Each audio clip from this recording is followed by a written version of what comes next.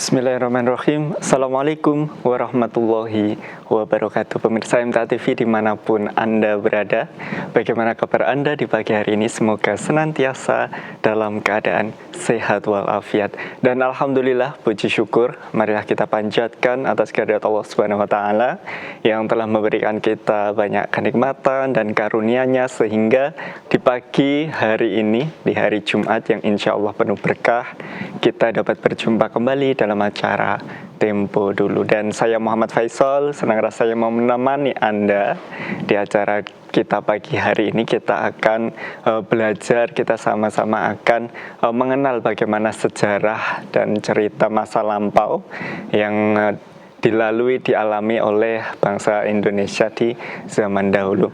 Dan tentunya di studio sudah hadir narasumber kita untuk menemani perbincangan kita di Tempo Dulu hari ini dengan tema Rumah Wedana dan Asisten Wedana gitu. Dan beliau adalah Mas Emir Haidar. Iya, selamat pagi Sugeng Enjang. Beliau adalah seorang sarjana arsitektur dan beliau kesibukannya sebagai asisten peneliti ya Mas. Iya, terakhir asisten peneliti di tahun 2023 itu saya di UGM. Tahun kemarin saya ngasisten riset penelitian terkait bangunan vernakular di jurusan arsitektur di Universitas Indonesia. Oke, baik. Jadi dan ini nanti kita di pagi hari ini kita akan membahas tentang rumah wedana ini ya Mas, dan juga asisten wedana gitu.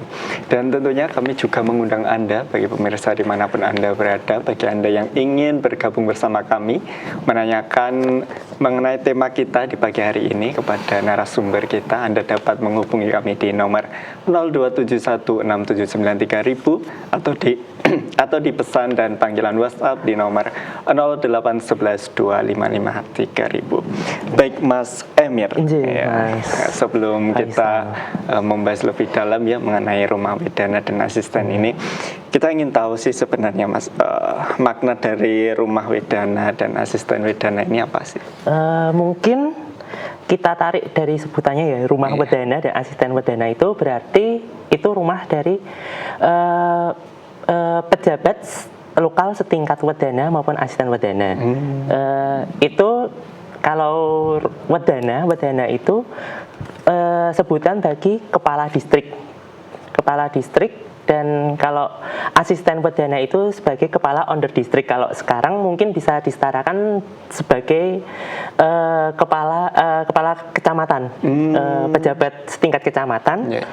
Nah, baik wedana maupun asisten wedana ini di Jogja itu sering sebutannya berbeda-beda Mas. Kepalaan wedana itu seringkali disebut juga sebagai panji, asisten wedana juga disebut asisten panji, kadang juga disebut sebagai wedana atau asisten wedana. Dan itu kepala asisten wedana itu bertanggung jawab kepada kepala distrik yang disebut sebagai wedana, juga disebut sebagai panji. Kepala distrik atau wedana atau panji itu bertanggung jawab kepada Regen Bupati, lalu sampai di titik puncak itu bertanggung jawab kepada Sultan yang Jumeneng. Untuk ini khusus pemerintahan lokal di Yogyakarta. Sedangkan pemerintahan kolonial di Yogyakarta memiliki pemerintahan tersendiri. Iya, seperti di bawah residen itu membawai beberapa kontrolir. Kontrolir itu setingkat juga distrik. Kontrol itu membawai beberapa aspiran kontrolir. Jadi antara pemerintah kolonial dan pemerintah lokal ini kalau lokal ini yang di bawah keraton itu tadi ya? Karena keraton sendiri pada masa kolonial disebut sebagai negara dependen atau sebuah negara tapi juga berada di bawah kolonial juga. Tapi memiliki aturan sendiri ya, pemerintahnya sendiri gitu ya. Tapi kedua pemerintahan ini apakah saling terhubung atau mungkin masing-masing punya batasannya sendiri? Masing-masing gitu? Terpisah, tapi pada sebuah kepentingan tertentu mungkin kepala wedana akan bekerja sama dengan kepala kontrol yang terkait urusan-urusan tertentu yang menyangkut keraton yang berkelindan dengan kepentingan kolonial. Oke, jadi yang Wedana ini, rumah Wedana ini berarti mereka mengurusi untuk masyarakat pribumi ya istilahnya ya. Masyarakat tradisi, masyarakat Jawi, kejawen. Ya. Oke, baik. Kemudian ini Mas, tadi yang sampaikan bahwa rumah Wedana ini kan seperti tempat tinggal gitu kan untuk wedanyana ataupun asisten wedana ini. Nah, apakah memang ini hanya sekedar rumah biasa untuk tempat tinggal atau mungkin di situ juga ada aktivitas pemerintahan? Kalau saya lihat misalkan di dalam asisten dalam Kepanjen Ngemplak itu X-nya sekarang menjadi kelompok bermain Amung Putro di daerah Dalem Widodo Martani Ngemplak Sleman. Itu kalau saya lihat saya lihat dan bandingkan dengan denah dari bangunan tempat tinggal kepala distrik yang sama, misalkan denah dari dalam Wedono di Kaloran Temanggung, konfigurasi ruangnya itu hampir mirip. Dia ada yang difungsikan sebagai ruang, ada yang difungsikan sebagai dalam, itu bagian pendopo dan bagian dalam, dan ada yang diduga kemungkinan itu difungsikan sebagai kantor. Posisinya berada di Gandok Kiwo. Gandok Kiwo itu kalau yang di Ngemplak saat ini difungsikan sebagai kantor urusan agama Ngemplak, Sleman. Oke, jadi memang tidak hanya sekedar tempat tinggal ya, tapi di situ juga mungkin ada kantor sebagai kantor pemerintahan untuk menjalankan administrasi dan lain sebagainya, begitu ya. Kemudian ini Mas, rumah Wedana ini nih di mata masyarakat. Ini kan tadi sampaikan juga bahwa rumah Wedana ini kan istilahnya mereka mengurusi masyarakat pribumi ya, dan kolonial mereka juga memiliki pemerintahannya sendiri, dan ini terkadang memang ada kepentingan bersama ya antara pemerintah kolonial dan lokal ini pribumi.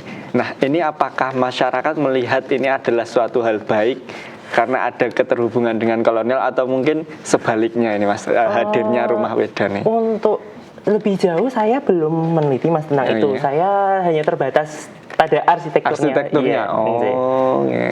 Jadi memang jadi sebagai sarjana arsitektur juga ya. Jadi memang lebih ke bagaimana komposisi bangunannya ya, bentuk arsitektur bangunannya, belum meneliti lebih jauh tentang fungsi-fungsi di rumah tersebut. Oke. Kemudian ini Mas, tadi disampaikan bahwa ini berdiri di beberapa titik kota mungkin. Kalau di Jogja sendiri, kalau Mas yang diteliti ada berapa titik? Saya temui di Jogja itu kan dulu Jogja itu di masa kolonial pemerintahannya sebelum tahun 1926 itu di bawah Kabupaten Kota Yogyakarta. Di bawahnya itu membawahi beberapa onder distrik. Salah satunya onder distrik Tugu yang dikepalai oleh asisten Panji Tugu. Nah, kediaman asisten Panji Tugu ini diduga yang pada saat ini menjadi kantor Kemantren Jetis. Difungsikan sebagai kantor Kemantren Jetis. Kemantren itu kalau di luar DIY setara dengan kecamatan. Ini posisi dalam asisten Panji Tugu ini, posisinya itu cukup dekat dengan pusat perekonomian rakyat, yaitu terdapat pasar yaitu Pasar Keranggan yang ada di sisi seberang timur dari dalam asisten Panji Tugu. Pasar ini juga ada pada masa kolonial, sehingga dalam asisten Panji Tugu ini sangat mudah terlihat oleh masyarakat karena dekat dengan pusat perekonomian masyarakat, pusat aktivitas masyarakat. Oke, kemudian Mas, tentunya kan ini karena kan sebagai bentuk rumah ataupun kantor untuk administrasi oleh para masyarakat ya, tentunya kan ada syarat-syarat tertentu nih, rumah ini harus dibangun di sini karena memang di sini tempatnya ramai atau enggak, dan itu yang struktur kota yang mungkin dipilih yang tepat untuk dibangun rumah Wedana ini yang bagaimana? Di kota yang saya temui dari beberapa pengamatan, kalau di kota kan memang hampir seluruhnya ada keramaian. Kalau di luar kabupaten kota, misalkan di Kabupaten Kalasan, Kabupaten Kalasan itu dulu membawai distrik salah satunya distrik Ngemplak itu lokasi dalam Panji, dalam Kepanjen Ngemplak itu berada di pusat distrik Ngemplak, ya, di dalam Widodo Martani Ngemplak Sleman itu posisinya berdekatan dengan pusat peribadatan. Di depannya, di seberang depan dari dalam Kepanjen Ngemplak itu ada masjid lama, Masjid Al Muawanah. Itu diduga sebagai tempat peribadatan dan diduga sebagai tempat dinas bagi naib untuk pencatatan maupun urusan agama. Di sisi utara dari masjid dan dalam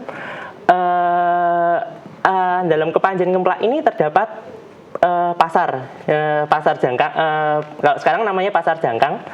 Dan di dalam Kepanjen Ngemplak ini, antara dalam Kepanjen Ngemplak dengan Masjid Al Muawanah ini dipisahkan oleh sebuah lapangan yang bisa jadi cukup luas di depannya ini, depan pendopo.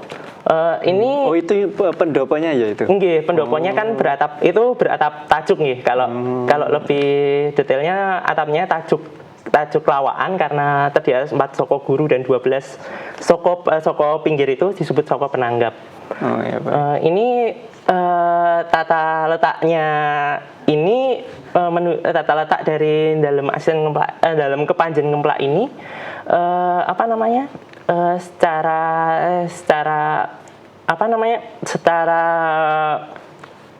secara visual itu mungkin dapat terlihat oleh masyarakat karena lokasinya berada di titik pusat keramaian dari distrik. Mungkin bagi yang tidak tinggal di sekitar distrik tersebut, mungkin dalam ini akan terasa jauh untuk diakses bagi rakyat. Kalau dulu disebut Kawula Dalem. Nah, ini dalam tata letak dari dalam Kepanjen Ngemplak ini mengingatkan saya dengan konfigurasi ruang di sekitar keraton. Karena di sekitar keraton itu ada tata konfigurasi ruang yang disebut sebagai catur gotro tunggal, yang terdiri atas keraton. Di sisi utaranya terdapat lapangan luas yang disebut sebagai alun-alun, yang ada dua ringin kembarnya. Di sisi baratnya ada Masjid Gede Ngayogyakarta atau disebut juga Masjid Gede Kauman. Di sisi agak sedikit jauh ke utara ada Pasar Gede. Pasar Gedenya itu Pasar Bringharjo. Oke, berarti secara ringkas memang rumah Wedana ini dibangun dekat dengan tempat-tempat umum ya, baik itu pasar, tempat-tempat publik pasar, ataupun mungkin tempat beribadatan, dekat jalan raya ataupun dekat lapangan begitu. Mungkin ada arti tersendiri nggak sih Mas kedekatan tersebut, atau mungkin ada fungsi tertentu dibangunnya tempat rumah Wedana ini di dekat-dekat tempat-tempat publik seperti itu? Mungkin otomatis seperti yang saya sebutkan tadi, mungkin mengikuti tata cara tradisional Jawa yang catur gotro tunggal itu, Mas. Oke, baik. Jadi memang agar mudah dilihat oleh masyarakat dan masyarakat tahu gitu ya bahwa disinilah tempat rumah Wedana tersebut.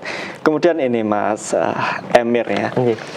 Tentunya kan penempatan rumah Wedana dan asisten Wedana ini kan sengaja diatur agar terlihat mudah terlihat oleh masyarakat. Mungkin agar terlihat. Iya, agar terlihat. Mungkin tapi untuk yang di kota itu karena beberapa asisten under district itu tidak lengkap, bukan berada, maksudnya tidak harus pasar, harus ada pasar, masjid dan lapangan. Tapi tetap itu ini kan di misal di pemukiman rakyat gitu kan, pemukiman masyarakat tetap di sekitar pemukiman masyarakat gitu ya. Tentu. Karena sebagai fungsinya juga dia akan mengurusi urusan atau mewakili urusan masyarakat gitu ya, melayani pemerintahan khususnya masyarakat pribumi begitu ya. Kemudian ada nggak sih Mas sesuatu hal yang menonjol yang membedakan nih antara rumah Wedana dengan bangunan-bangunan yang lain gitu? Sebenarnya bangunan dalam Wedana dan asisten Wedana ini masih membawa gaya arsitektur Jawa, terutama khas Jawa. Terutama pada konfigurasi ruangnya masih terdapat pendopo, terdapat dalam itu untuk kediaman bagi keluarga Panji maupun asisten Panji, ada gandok tengen, ada gandok kiwo yang difungsikan sebagai kantor. Berarti kalau pembangunannya memang ini apakah memang itu karena kan diperuntukkan untuk pemerintahan Jawa, apakah memang arsitekturnya itu 100% khas arsitektur Jawa atau mungkin ada campuran dengan arsitektur kolonial, karena kan itu dibangun pada masa masih kolonial menduduki Indonesia? Mungkin beberapa bagian masih seperti pendopo, peringgitan. Peringgitan itu bagian antara pendopo dengan dalam masih ada, gandok tengen gandok kiwo masih ada, tapi beberapa ruang itu yang secara tradisional sebenarnya sangat simbolik, seperti Pasren itu menyimbolkan kehadiran Dewi Sri, itu justru malah saya amati tidak ada ruang Pasren itu, Mas. Juga ruang kalau di Jogja kan biasanya antara pendopo dengan dalam itu terdapat sebuah jalan kecil yang levelnya di bawah level lantai pendopo dan level lantai dalam. Itu jalan kecil itu disebut sebagai longkang. Di dalam Wedana, dalam Panji, asisten Panji itu jarang ditemui longkang. Oke. Jadi setiap bangunan rumah Wedana ini pasti ada pendoponya? Rata-rata pasti ada pendoponya. Walaupun pendoponya itu tidak beratap joglo, kebanyakan menggunakan struktur tajuk atau struktur limasan. Oke, berarti ini ya pendopo atau serambi gitu ya, intinya bangunan terbuka yang ada di depan bangunan utamanya itu ya. Oke, jadi ini kan tentu ada apa ya Mas? Mungkin ada arti tersendiri atau fungsi tersendiri mengapa bangunan rumah Wedana ini harus ada pendoponya ataupun ada serambinya begitu? Kalau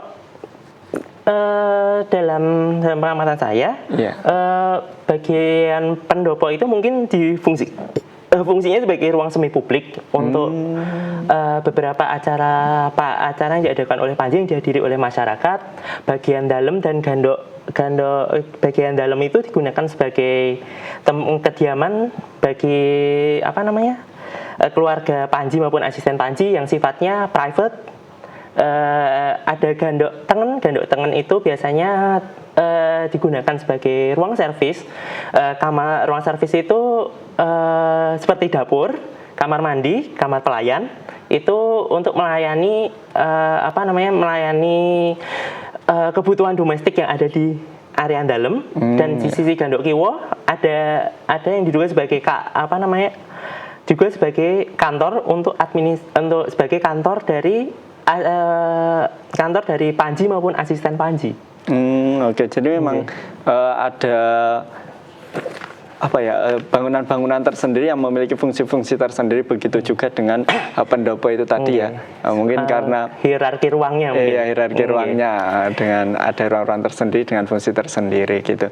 Dan pendopo ini memang dibuat secara terbuka, memang mungkin di situ dilakukan untuk pelayanan publik gitu ya. Jadi untuk masyarakat kebutuhannya di situ untuk melayani kebutuhannya begitu. Kemudian ini Mas, itu tadi kan disampaikan bahwa pendopo ini kan dibuat secara terbuka dengan struktur langit-langit yang mungkin bisa dibilang tinggi ya. Iya. Itu mungkin ada fungsi lain ataupun alasan tersendiri, mungkin karena kondisi faktor dalam konteks iklim ataupun mungkin ada simbol status tertentu mungkin, Mas. Mungkin karena pendekatannya itu yang saya lihat justru malah mendekati arsitektur yang untuk bagian dalam, dan Gandok itu pendekatannya lebih ke arsitektur gaya arsitektur tipologi Indonesia. Kalau umumnya gaya arsitektur tipologi Indonesia ini disebut sebagai arsitektur Indis.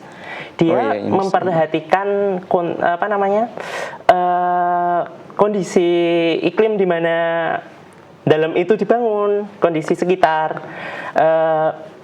Di dalam Wedana ini, dalam tradisional ini masih mempertahankan beberapa beberapa ruang tradisional, namun juga dilakukan kritik terhadap kritik terhadap arsitektur bangunannya. Misalnya kalau misalkan dalam tradisional Jawa yang misalkan ada di kota gede itu, bagian yang langit-langitnya cukup tinggi hanya di bagian pendopo maupun dalam. Yang gandok-gandok itu tingginya standar manusia, tinggi orang Indonesia itu 170-an. Di dalam Wedono ini pendopo dan dalam itu langit-langitnya udah cukup tinggi. Misalkan ini di Kawedana, yang sekarang menjadi Kapanewon Tempel. Kapanewon Tempel itu tinggi pintunya itu, ini saya dapat informasi dari jurnal Narashima nomor 6 tahun 2013 itu, dari penelitian Kapanewon Tempel itu tinggi pintunya sekitar udah 290 cm sendiri. Di atas pintunya terdapat bovenlit. Bovenlit itu angin-angin. Oh iya. Masih ada dinding di atasnya. Nah, berarti kan tingginya udah tinggi banget, lebih dari 3 meter. Dalam persepsi arsitektural itu memberikan persepsi ruang yang cukup luas. Selain itu, dengan langit-langit yang cukup tinggi, dan tambahan bovenlit atau roster atau angin-angin itu dapat meningkatkan kenyamanan termal bagi ruang yang ada di dalamnya. Sirkulasi udaranya lancar gitu. Terjadi pergantian ruang yang otomatis, yang secara otomatis. Kalau misalkan dalam yang dulu kan dalam yang beratap joglo itu kan hanya terdapat pelubangan itu di pintu dan jendela. Dan itu hanya akan memungkinkan pergantian udara di ruang itu. Kalau pintu atau jendela itu rutin dibuka. Iya, Pak. Kalau misalkan ada bovenlit itu secara otomatis terjadi pergantian udara juga. Penggunaan detail pintu kayak jalusi atau krepiak itu kan udara bisa masuk ke dalam, tapi tetap difilter karena bentuk jalusi itu biasanya miring keluar. Oke, jadi memang pembangunannya ini, arsitektur pembangunannya dengan langit-langit yang tinggi ini memang menyesuaikan iklim yang ada di Indonesia, begitu ya. Iklimnya Indonesia kan tropis. Kalau misalkan jarang terjadi pergantian udara akan terlalu lembab. Baik pemirsa MTA TV dimanapun Anda berada, demikian tadi ya sedikit pemaparan dari Mas Emir Haidar mengenai rumah Wedana dan asisten Wedana ini. Jadi bagaimana fungsinya, kemudian bagaimana bangunan-bangunan dari rumah Wedana ini tadi. Dan nanti tentunya kita akan kembali lagi di segmen yang kedua.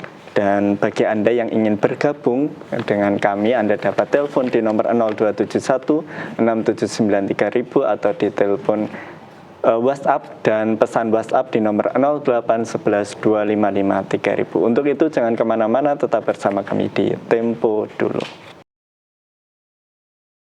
Baik pemirsa MTA TV dimanapun Anda berada, berjumpa lagi ya di segmen yang kedua kita di Tempo dulu hari ini.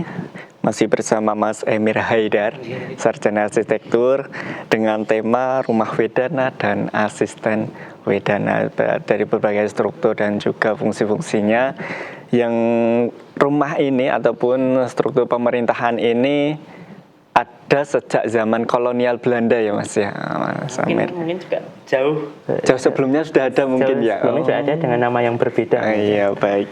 Kemudian ini Mas, tadi kan kita sudah membahas ya bagaimana aktivitas-aktivitas kemudian struktur-struktur bangunan dan rumah Wedana di zaman kolonial Belanda, di mana sebagai fungsi administrasi khususnya membawahi kepentingan publik masyarakat pribumi ya. Oke, baik. Kemudian ini Mas, secara apa ya, fungsinya yang dulu masa kolonial itu difungsikan sebagaimana berikut. Nah, saat ini bangunan-bangunan ini apakah masih ada dan kemudian apakah masih berfungsi, atau mungkin bangunan-bangunan ini sebenarnya masih ada tapi hanya dijadikan sebagai tempat bersejarah? Di sini beberapa bangunan dalam Kepanjen atau dalam Asisten Panji itu beberapa dalamnya itu ada yang masih fungsinya berlanjut sebagai bangunan pemerintahan pejabat setingkat kecamatan, misalkan di bekas di dalam Panji Tempel itu saat ini masih digunakan sebagai kantor Kapanewon Tempel. Kapanewon itu struktur kalau di luar DIY disebut setingkat dengan struktur kecamatan.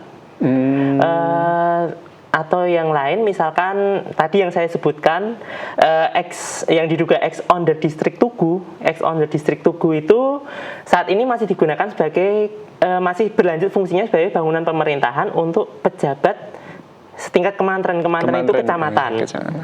Kementerian digunakan sebagai kantor Kementerian Jetis. Nah, beberapa dalam Kepanjen atau Asisten Panji itu juga ada yang masih menjadi bangunan pemerintahan, tapi bukan pemerintahan untuk pejabat setingkat kecamatan. Misalnya di dalam bekas Kapanewon Wates di Kulon Progo, dalamnya ini masih berdiri, masih terpreserve. Pendoponya maupun dalamnya itu saat ini digunakan sebagai kantor Bawaslu Kabupaten Kulon Progo. Di dalam Kepanjen lain, misalnya di Kepanjen Ngemplak. Di Kepanjen Ngemplak itu dalamnya setengah di bagian Gandok Kiwo itu masih berfungsi sebagai kantor pemerintahan tapi bukan pejabat lokal, sebagai kantor urusan agama. Di bagian dalam dan pendoponya itu difungsikan sebagai fungsi pendidikan dan fungsi kebudayaan, karena difungsikan sebagai fungsi kelompok bermain atau PAUD Among Putro kalau tidak salah, dan difungsikan sebagai sanggar kesenian di Ngemplak. Selain berubah fungsinya sebagai fungsi pendidikan, juga banyak yang berubah fungsi sebagai fungsi pelayanan kesehatan. Nah, untuk fungsi pelayanan kesehatan ini bangunan utama dari kompleks dalam, yaitu bagian dalam dan pendopo itu berubah sangat drastis, diperbaharui dan tidak dipertahankan bangunannya. Karena mungkin perubahan bangunan ini dituntut oleh kebutuhan aktivitas untuk pelayanan kesehatan yang mungkin memerlukan standar ruang tertentu, standar pintu, standar detail arsitektural tertentu. Tapi menariknya, ini contohnya di dalam Kepanjen Sentolo itu di Kulon Progo itu dalam dan pendoponya berubah secara drastis karena difungsikan sebagai puskesmas Sentolo. Oh, berarti itu bangunannya sudah dirubah begitu ya? Tapi menariknya bagian sisi belakang pavilion, area servis dari dalam itu masih ada yang dipertahankan. Oke, baik. Jadi memang walaupun bangunan ini sudah lama berdiri tapi memang sampai sekarang masih berfungsi ya, Iya, masih berfungsi dengan masih baik. berfungsi dengan baik. Oke, bahkan masih digunakan sebagai aktivitas pemerintahan, layanan publik, pendidikan dan lain sebagainya. Mungkin Mas dari beberapa bangunan ini yang mungkin tadi kan sudah disampaikan juga ada yang beralih fungsi menjadi tempat pendidikan, tempat kesehatan. Ini kan tentu ada bangunan-bangunan arsitektur yang sudah berubah ini. Kebanyakan bangunan-bangunan ini yang sudah hilang itu apa, dan mungkin yang saat ini masih dipertahankan itu apa? Kalau yang seperti yang saya jelaskan sebelumnya, untuk yang berubah fungsi menjadi fungsi pemerintahan setingkat pejabat lokal maupun fungsi pemerintahan yang lain seperti kantor Bawaslu Kabupaten Kulon Progo itu, dalam dan pendoponya itu masih murni, masih dipertahankan bentuk bangunannya, dan masih detail-detail lamanya masih dapat terlihat. Untuk fungsi yang lain, misalkan fungsi puskesmas yang seperti pada Kepanjen Sentolo itu, bagian dalam dan pendoponya itu udah berubah drastis, karena mungkin seperti yang saya jelaskan sebelumnya, kebutuhan aktivitas pelayanan kesehatan ada standar-standar tertentu untuk pelayanan untuk pelayanan kesehatan tertentu, untuk standar detail pintu, standar ukuran ruang. Tapi yang tadi kan disebutkan juga untuk fungsi-fungsi yang tidak terlalu vital seperti bagian yang servis itu. Masih dapat dapat kita lihat hingga saat ini. Oke, baik. Jadi memang memang ada tuntutan kebutuhan, kemudian itu harus dirubah, harus dibangun ulang sesuai untuk memenuhi kebutuhan. Tapi di sisi lain memang ada banyak bangunan, sisi-sisi bangunan itu yang memang masih dipertahankan dalam bentuk sebagai warisan budaya juga, tapi di situ juga masih ini ya, walaupun bangunan lama tapi fungsinya masih dapat berfungsi memenuhi kebutuhan itu sampai sekarang begitu ya. Artinya kan arsitektur zaman dulu itu memang masih layak untuk diterapkan sebagai bangunan-bangunan saat ini begitu. Begitu ya Mas ya. Mungkin karena yang dipertanyakan karena memang standar ruangnya masih memadai. Masih memadai gitu ya. Kalau misalkan ada perubahan, maka perubahan itu hanya perubahan yang minor, nggak perubahan besar dalam bangunannya itu. Oke. Kemudian ini Mas, itu kan merupakan suatu tempat bersejarah ya, yang dimana di situ aktivitas pemerintahan di zaman masih Indonesia diduduki oleh pemerintah kolonial itu kan tentu memiliki pembelajaran tertentu, memiliki arti penting dan warisan-warisan yang memang kita sebagai anak muda, kita sebagai penerus bangsa itu memang setidaknya tahu gitu ya, setidaknya mengenal dan mengetahui. Ada pembelajaran penting nggak sih Mas tentang tata ruang pemerintahan yang bisa diambil dari rumah Wedana ini?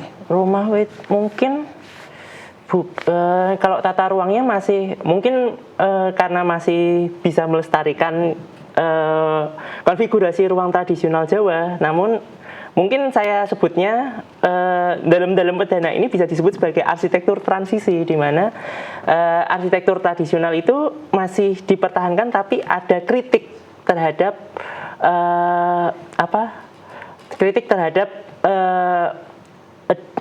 rancangan dari arsitektur tradisional ini. Misalkan dalam konfigurasi ruang menghilangkan beberapa ruang yang sifatnya sifatnya simbolik dan tidak terlalu berpengaruh kepada penghuninya maupun rakyat. Itu beberapa ada yang dihilangkan, ada yang fungsi-fungsi aktivitas yang ditambahkan seperti kantor. Juga ada kritik terhadap bangunan tradisional Jawa yang sebenarnya hanya memungkinkan pergantian udara itu ketika void dari bangunan. Void itu pelubangan bangunan seperti jendela atau pintu itu dibuka. Di bangunan ini, bangunan dalam Wedana, dalam asisten Wedana ini sudah banyak ditambahkan yang seperti saya sebutkan sebelumnya, sudah ditambahkan angin-angin atau roster atau sebutannya bovenleak. Itu tuh memungkinkan pergantian udara secara otomatis walaupun pintu maupun jendela itu jarang dibuka. Oke, baik. Jadi walaupun memang bangunan ini istilahnya memang apa ya?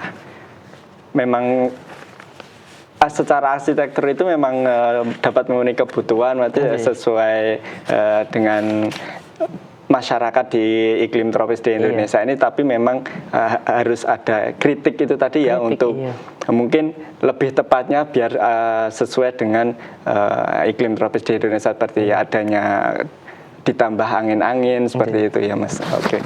Baik, kemudian Mas, ini kan sebagai bangunan warisan budaya ini sih, terkhusus kalau untuk pemerintah Yogyakarta ini Mas, langkah ataupun apa ya, ibaratnya hal-hal yang memang harus diperhatikan oleh pemerintah Yogyakarta untuk menjaga warisan budaya sebagai bangunan tua ini harusnya seperti apa sih? Apakah memang ya udah dibiarkan saja, ataupun silahkan yang mau difungsikan untuk hal apa-apa silahkan, atau mungkin agar tetap menjaga kelestarian ini ada batas-batas tertentu begitu?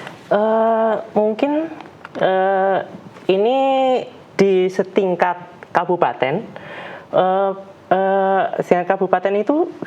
pemerintah kabupaten sudah cukup aktif dalam menetapkan beberapa bangunan kediaman dalam Panji atau asisten Panji ini yang masih bangunannya bertahan, yang masih ada pendopo, masih ada dalam itu, sudah banyak yang ditetapkan oleh pemerintah kabupaten di luar kota, misalkan Kabupaten Sleman itu sebagai bangunan warisan budaya. Berarti sudah tidak digunakan, difungsikan untuk masih layanan difungsikan publik? Tapi sudah ada legal formal sebagai bangunan yang dilindungi, bangunan warisan budaya. Misalkan kalau di Sleman itu yang sudah ditetapkan ada Kapanewon Tempel yang tadi sudah saya sebutkan. Di Kabupaten Kulon Progo ex Kapanewon Wates itu yang sekarang jadi kantor Bawaslu Kabupaten Kulon Progo sudah dijadikan sebagai bangunan warisan budaya Kabupaten Kulon Progo. Juga di Kulon Progo itu dalam yang lain, dalam asisten Panji yang lain yang masih bertahan bangunannya, masih dipertahankan bangunan pendopo dalamnya itu sudah jadi bangunan warisan budaya. Yang lain itu seperti yang saat ini menjadi kantor Kapanewon Galur di Kecamatan Galur Kulon Progo, juga kantor Kapanewon Temon. Oke, baik. Di Kabupaten Kulon Progo. Ya, jadi memang pemerintah kabupaten khususnya ya di Yogyakarta memang sangat perhatian ya dengan bangunan-bangunan warisan, cukup aktif untuk menjaga warisan ini ya. Udah cukup aware juga terhadap bangunan-bangunan cagar budaya tersebut, warisan budaya tersebut, Mas. Oke, baik Mas Amir, kita sudah di penghujung acara ini. Terima kasih atas ilmunya, kemudian atas cerita dan juga paparannya. Tentunya ini sangat menambah wawasan kita, khususnya bagi pemuda, agar semakin tertarik nih tentang sejarah bangsa Indonesia ini seperti apa. Karena memang sangat panjang ya, sangat panjang sejarah Indonesia ini mencapai kemerdekaannya ini memang ceritanya sangat panjang gitu. Terima kasih Mas Amir, semoga dapat mengedukasi, memberi wawasan juga kepada teman-teman di luar sana, dan selalu sehat selalu dan makin semangat begitu. Terima kasih. Assalamualaikum warahmatullahi wabarakatuh. Terima kasih banyak juga Mas. Sami-sami. Baik, pemirsa MTA TV dimanapun Anda berada, demikian tadi ya perbincangan kita dengan Mas Emir Haidar. Semoga apa yang beliau sampaikan dapat memberi wawasan untuk kita semuanya. Dan akhirnya saya Muhammad Faisal mohon undur diri. Apabila ada salah kata saya mohon maaf. Akhirul kalam. Wassalamualaikum warahmatullahi wabarakatuh.